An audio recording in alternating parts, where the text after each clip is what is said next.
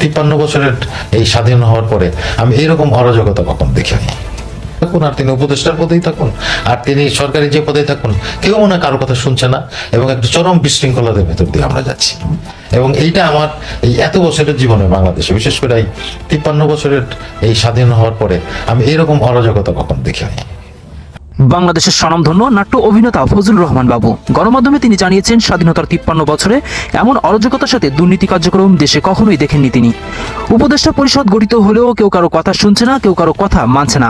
আমাদের ভবিষ্যৎ একটি বিপর্যয়ের মুখে দাঁড়িয়ে আছে, এমনটা জানিয়েছেন গণমাধ্যমে। বিস্তারিত। আমি কইছি আমি স্বাধীনতার মুক্তিযুদ্ধে অংশগ্রহণ করছি, আমার জীবন শরীরে আমি মুক্তিযোদ্ধা, আমার এত জুতার মালা দেড়ে গলায় মুক্তিযুদ্ধের আদর্শের জুতার মালা দিছে, সারা বাংলাদেশে মুক্তিযুদ্ধের গায়ে গলায় জুতার মালা দিয়েছে। আমি কোন দেশে আছি? আমি যে দেশের জন্য এক সাগর রাষ্ট্র রক্ত দিয়েছে সেই বাংলাদেশে আছি, না পাকিস্তানে এসে বর্বর বাহিনীর পাকিস্তানে আছি? আমি এটা সাংবাদিক ভাইদের প্রশ্ন করি। 53 বছরের এই স্বাধীন হওয়ার পরে আমি এইরকম অরাজকতা কখন দেখিনি। থাকুন আর তিনি উপদেষ্টার পদেই থাকুন আর তিনি সরকারি যে পদেই থাকুন, কেউ মনে কারো কথা শুনছে না এবং একটা চরম বিশৃঙ্খলার ভেতর দিয়ে আমরা যাই। তবে শুধুই অভিনেতা ফজলুর রহমান নয়, চিত্রনায়ক ইলিয়াস কাঞ্চন সহ দেশের সাধারণ জনগণ একটি উচ্ছৃঙ্খল বিপর্যয়ের মুখোমুখি দাঁড়িয়ে আছে। দেশে খুন, গুম, মিথ্যা মামলা সহ নানাবিধ উল্লেখ করে সাধারণ জনগণ জানিয়েছে যে স্বপ্ন নিয়ে 5ই আগস্টে এই গণ অভ্যুত্থানে যোগ দিয়েছিলাম, সেই স্বপ্ন এখন নিরাশ হয়ে যাচ্ছে। গত 5 মাসে এমন কোনো কার্যক্রম হয়নি যাতে হতদরিদ্র মানুষ আগের থেকে ভালো কিছু পেয়েছে। সরকার কই? সরকার তো নাকে তেল দিয়ে ঘুমায়। এই সরকারের বিরুদ্ধে আগে আমাদের দাঁড়াতে হবে। কি করেছে এই পর্যন্ত 5 মাসের মধ্যে? বলেন একটা ইনিশিয়েটিভের কথা বলেন যে উনি এই ইনিশিয়েটিভটা নিয়েছেন। জয় বঙ্গবন্ধু জাতির পিতা, যারা সময় রাখছো, তারা যার স্বপ্ন দেখতেছো, সেই কাছে তো দিল্লিকার নাটক হইতেছে। তোরা মনে হয় এই বাংলাদেশের ভুলও পাইবা না। একটা কথা বলতে চাই, সাড়ে জানো ক্লাস 3 গল্প আমি মূর্খ না, কিন্তু তোরা বগর বগর অনেক করতেছো। আমরা জনগণ মিলে কোনো স্বৈরাচার পতন করেছি, একাই করো নাই। এখন তুমি লাইভে আসো, তুমি 5000 ছাত্র পাবো না। আরে আমি তো কিছুদিন আগে বলেছিলাম, সাজিদ আলম, আসাদ আব্দুল্লাহ এরা ইংলিশের ভাগ বলে বোঝে না। আমরা কবে সরকারি ভোট দেবো? আমার বয়স তো এখন 37 থেকে 38। এই যে ভোটের ট্রেন চলতেছে, তোরা তো আগে অবৈধ সরকার ছিল।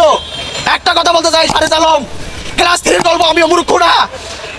বাঘে ধরেছিল 2 দিন দিতে বলেছ, জনগণ সবাই গিয়েছিল, কিন্তু বাঘে ধরে নাই। যেদিন বাঘে ধরেছে সেদিন কোনো কেউ যায় নাই, কিন্তু তোরা বগর বগর অনেক করতেছো। কিন্তু আমরা জনগণ মিলে কোনো স্বৈরাচার পতন করেছি, একাই করো নাই। এখন তুমি লাইভে আসো, তুমি 5000 ছাত্র পাবো না। তবে এ বিষয়ে বিভিন্ন রাজনীতিবিদরাও সহমত পোষণ করছেন। একজন মুক্তিযোদ্ধার গলায় জুতার মালা, স্বাধীনতার স্থপতি, বঙ্গবন্ধুকে অবমাননা সহ নানাবিধ কারণ উল্লেখ করেছেন অন্যান্য রাজনীতিবিদরাও, যার ফলশ্রুতিতে সাধারণ জনগণ জানিয়েছে পুনরায় আবারও শেখ হাসিনাকে দেশের ক্ষমতায় দেখতে চান। এখন বর্তমানে আমরা খুব অসহায় ছিল, মোটামুটি ভালোই ছিল আমাদের, বুঝছে? সেরকম এখন কয়েক মানুষ কয় দুর্নীতি করছে, দুর্নীতি করে তারা যদি করে থাকে তাদের বুঝছে, কিন্তু আজকে আমাদের ইনকামটা কোথায় রাখা এখন তো লোক আছে। আবার কই এখন তো সে করলো, ডক্টর ইনুজ বললো 3 মাসের মধ্যে আমি নির্বাচন দেবো। কোথায় নির্বাচন? তারা তো এখন সিংহাসনে বইয়া এই যে কি দল করলো, ছাত্ররা কোথায়? সে ছাত্ররা দাবি কোথায়? সে আবার প্রেসিডেন্টের বাসভবন ঘেরলো, ওই প্রেসিডেন্টের বাসভবন ঘিরিয়ে তো প্রেসিডেন্ট নামাতে পারলো না। তাহলে এটা কি সব কাজ ছবি চলছে? আচ্ছা শোনেন, আর দেখতে হবে না। আমি আসলে ওই সর্বশেষ আমি একটা কথাই বলতে চাই, আমার ওই রিস্কালা ভাইয়ের কথাটা ভাল লাগছে। সেটা হচ্ছে ওই বাঘের আর হচ্ছে আপনার রাখালের গল্পের মতো, যে বাঘ আইলো রে বাঘ আইলো সার্জিস, 2 বার আসছে, কিন্তু 3 বার যদি বাঘ আসে তুমি কিন্তু সার্জিস শেষ। আর 2 বার তোমার কথায় বাংলাদেশের মানুষ আসছে। আর রিস্কালা ভাই তিনি বোঝাইতে চাইছে যে 3 বারের বেলা আর বাংলাদেশের মানুষ সার্জিস যাবে না।